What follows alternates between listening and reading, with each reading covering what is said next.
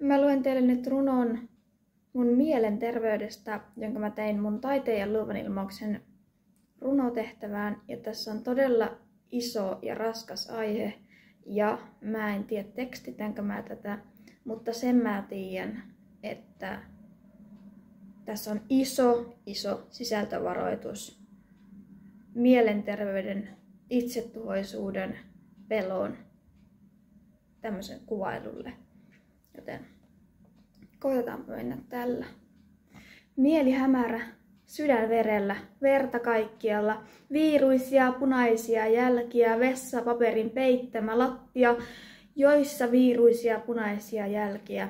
Terä kädessä, käsi täristen, valtaa ei yhtään, elämää vielä vähemmän, katse harittaa, pelottaa, inhottaa, kipu sattuu vavistaa.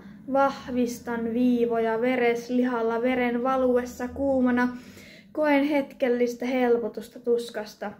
Otsalla hiki karpaloi suuriksi joiksi, jotka johtavat kylmää pelkoa selkäpiihin ja sieltä sydämeen. On pakko hengittää, laskea aseet ja laittaa laastari peittämään suurta surua. On aika pukeutua hymyyn ja liimata kipeiden ajatusten päälle lappu, särkyvää, käsiteltävää ei ikinä. Huoli kasvaa kasvamistaan, ajatus koputtelee jo osaston ovea.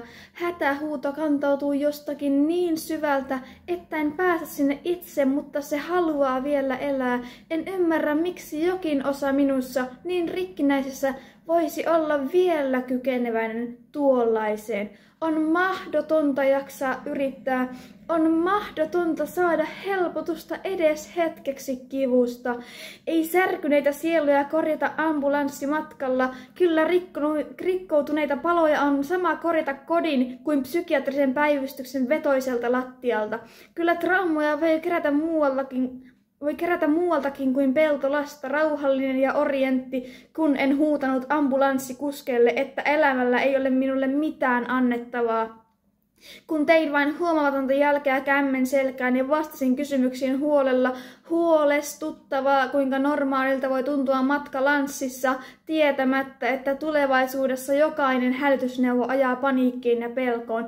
En karannut paikalta, vaikka tuonkin pusikon takaa olisin päässyt juoksemaan 2,5-7 metriä ennen kuin matkalla mukana ollut lihaksikas nuori hoitaja olisi kaatanut asfalttiin. Tietämättä, että tätä suunnitelmaa olla karkaamatta katuisin lukituissa huoneissa.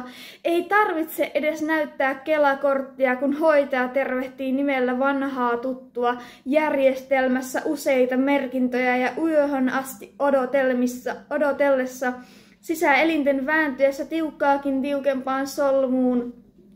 Ja jatkan kämmen selkään sitä punaista jälkeä, joka on ainoa asia, joka pitää minut selväjärkisenä. Kudosnesteen valuessa tunnen vain hienoisen pettymyksen itseäni kohtaan ja haen käsipaperin peittämään rumiluksen päivän valolta.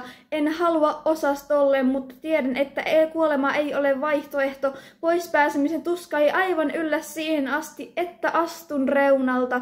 Yöksi pääsen nukkumaan, tuttu huone, tutut liukkaat lakanat ja liian pehmeä tyyny. Saan ahdistus, paniikki, huuto, itkukohtauksia, joissa ainoana elämään yhdistävänä tekijänä on vieressä seisova, istuva, seinään nojaava hoitaja.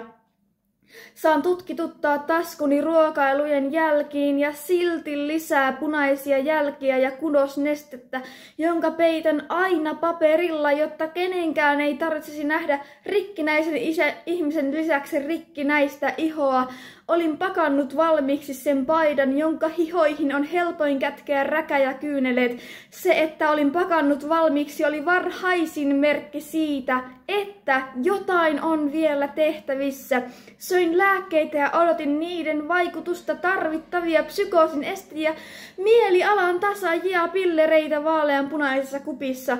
Punaisia jälkiä alkoi ilmestyä myös käsivarsiin, otsaan ja huoneen seinään siitä otsasta. Hätähuuto lääkärille, jotta pysyisin turvassa. Siirto eri osastolle, oma huone, olohuoneen matto ja ryijyseinällä. Täällä tulisi pääsemään yli pelosta, että ulkomaailma tarkoittaa automaattisesti itsensä tappamista, ja tietämättäni lopulta kuljin niistä raskaista lukollisista ovista viimeistä kertaa.